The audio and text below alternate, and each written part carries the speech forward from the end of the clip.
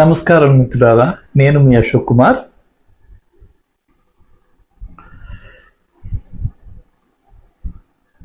ఈరోజు మనము చర్చించబోయే అంశము మార్పుకి పునాదిగా అవ్వు, పార్టీ జెండా కాకు.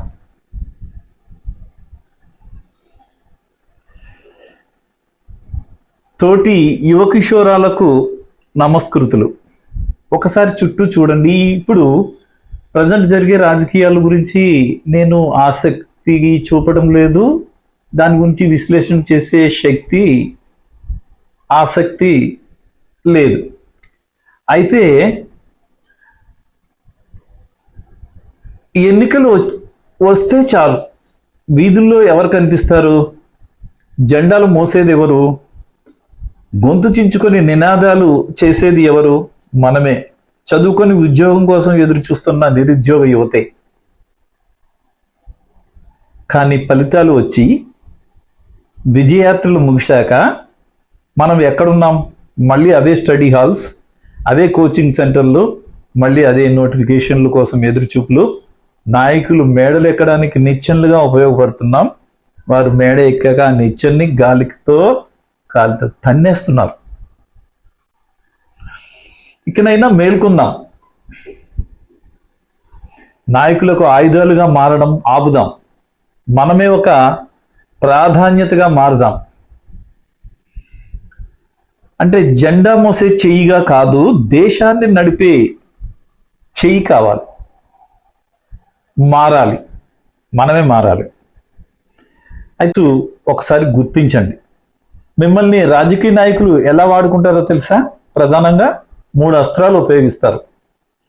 ఎవరో ఒకరి మీద లేదా ఒకరి మీద గుడ్డి ప్రేమ కలిగేలా చేస్తారు. చిన్న చిన్న ప్రలోభాలు, కొన్ని వందలు రూపాయలు, లేదా ఒక పూట బిర్యానీ, లేదా నాయకుడి పక్కన నిలబడ్డామనే అబద్ధపు గౌరవము, నమ్మలేని హామీలు, మేము గెలవగానే మీకు ఉద్యోగం గ్యారంటీ. ఇది విన్నాం కదా లాస్ట్ ఎలక్షన్లో. అవే అబద్ధపు మాటలు. అది ఎంత నిస్సిగ్గుగా చెప్తారంటే ఆ మాటల్ని పిచ్చిగా నమ్మేస్తాం మనం. వాళ్ళు పదే పదే ఒక అబద్ధాన్ని ఒకసారి చెప్తే ఎవరి మనసు దానికి ఇంక్లైన్ కాదు. కానీ అదే అబద్ధం 10 సార్లు చెప్పేటప్పటికి అది మనకి నిజం అనిపిస్తుంది. నిజం అనిపిస్తే ఇలా భ్రమింపజేస్తారు. వాళ్ళ హావభావాలు, ఆ మాడ్యులేషను, ఆ టొనాలిటీ, అసలు ఇంకా మన కోసమే వాళ్ళు పుట్టినట్టుగా గొప్ప యాక్షన్ చేస్తారు. చాలా ఇందులో కులాలను తీసుకొస్తారు, మతాలను తీసుకొస్తారు. ఇలా ఇంకా కొన్ని అంతర్లీనంగా మనం ఇక్కడ డిస్కస్ చేయడానికి వీలుగా లేని కొన్ని విషయాల గురించి కూడా మనకి ప్రలోభ పెడతారు. ఓకే, అసలు నిజమేమిటంటే, ఒక నాయకుడికి నిజంగా మీ మీద ప్రేమ ఉంటే పరిశ్రమల గురించి, స్కిల్స్ హబ్స్ గురించి, పారదర్శకమైన పరీక్షల గురించి మాట్లాడతారు.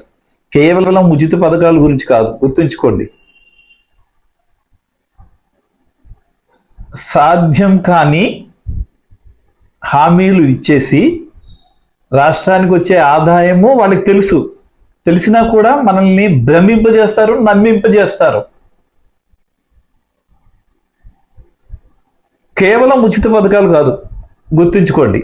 ఒక బిర్యానీ ప్యాకెట్కో, మందు సీసాకో ఈ సమయాన్ని కొనే నాయకుడు వచ్చే 5 ఏళ్ల పాటు వారిని ప్రశ్నించే హక్కు కూడా కొనేసినట్టే కదా. నాయకుడు వెనక తిరిగే అనుచరుడు కాదు, 10 మందికి బతుకునిచ్చే దారి చూపేవాడిగా మనం ఎదగాలి, కావాలి. రెండో అంశం, ఆత్మరక్షణకు ఒక 5 సూత్రాలు నాకు తోచేవి. ఆ తోచినవి మీ ముందు ఉంచుతాను. నినాదం కాదు, నైపుణ్యం ముఖ్యం. ఒక ర్యాలీలో వృధా చేసే 4 గంటల సమయాన్ని ఏదైనా కొత్త నైపుణ్యం నేర్చుకోవడానికో లేదా పరీక్షల ప్రిపరేషన్కో కేటాయించండి. మీ రెజ్యూమ్ మీకు ఉద్యోగం ఇస్తుంది, కానీ మీ రాజకీయ పరిచయాలు కాదు. ఇది కొత్తగా వచ్చినటువంటి మన రాజకీయ పార్టీ యువతని ఎంత పెడదారి పట్టించిందో మీరు చూశారు. వాళ్ళు ఇప్పుడు అనుభవపూర్వకంగా 24 నెలల తర్వాత, అంటే 2 సంవత్సరాల తర్వాత తెలుసుకున్నారు. ఆ పార్టీ నుంచి క్రమంగా ఒకరొకరు వెళ్ళిపోతున్నారు.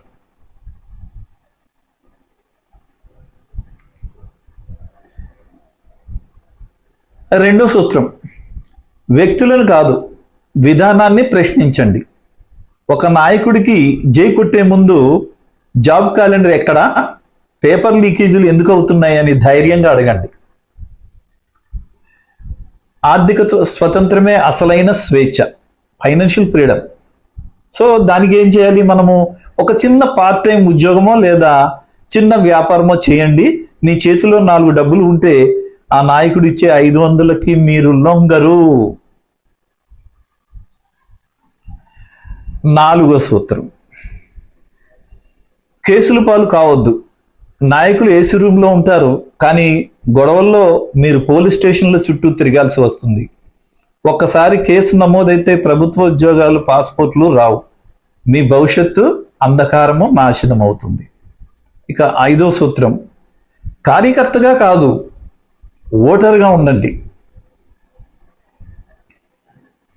పరీక్ష కోసం సిలబస్ చదివినట్లుగా మేనిఫెస్టోని చదవండి. మీ భవిష్యత్తు గురించి మాట్లాడే వ్యక్తి ఓటు వేయండి, అంతేగాని వారి కోసం ఉచితంగా పని చేయకండి. క్షణికమైన బిర్యానీ ప్యాకెట్కో మందు సీసాకో నీ 5 ఏళ్ల భవిష్యత్తును అమ్ముకోకు.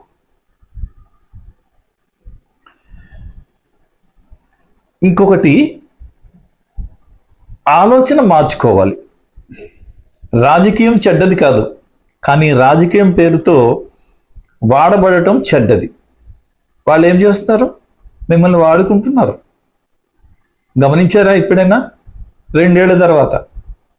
అయితే ఇది సుమారుగా మనం 2009 నుంచి చూస్తున్నాము. 2009, 2003 నుంచి ఈ నాటకాలు, రాజకీయ నాటకాలు. ఒక పార్టీ మీద ఇంకొక పార్టీ, ఇంకొక పార్టీ మీద ఇంకొక పార్టీ. దీనికి తోడు సామూహికంగా ఏం చేస్తున్నారంటే బ్యాంకులను కొల్లగడుతున్నారు. కొల్లగొట్టి మళ్ళీ రీపేమెంట్స్ ఉండవు, దాన్ని వేరే వాటికి వాడుకుంటారు. ఇంకా ఏమో చేస్తారు. వాళ్ళకి రాజకీయ పలుకుబడి పెరుగుతుంది కదా, పెరుగుతుంది, చేతిలో డబ్బు ఉంటుంది. ఇక వాళ్ళు ఏమైనా చేయడానికి రాజకీయ యంత్రాంగం అంతా కూడా తోడుగా ఉంటుంది. సో రాజకీయం అయితే చెడ్డది కాదు, కానీ రాజకీయం పేరుతో వాడబడ్డం చెడ్డది. మీకు రాజకీయం చేయాలని ఉంటే వ్యవస్థను మార్చడానికి రండి, ఎవరికో ఊడిగం చేయడానికి కాదు. ఉద్యోగాల కోసం అర్థించే అనుచరుడిలా కాకుండా 10 మందికి ఉద్యోగాలు ఇచ్చే నాయకుడిలా ఎదగండి. 20 ఏళ్లలో మీకున్న శక్తి బంగారం లాంటిది. ఆ బంగారాన్ని వేరొకరికి సింహాసనం కోసం ఖర్చు చేయకండి. మీ సొంత సామ్రాజ్యాన్ని నిర్మించడానికి వాడండి. అది స్టార్టప్ కావచ్చు, వ్యవసాయం కావచ్చు, లేదా సివిల్ సర్వీసెస్ కావచ్చు. నువ్వు రాజకీయాన్ని శాసించే స్థాయిలో ఉండాలి, కానీ రాజకీయానికి బానిసయ్యే స్థితిలో ఉండకూడదు.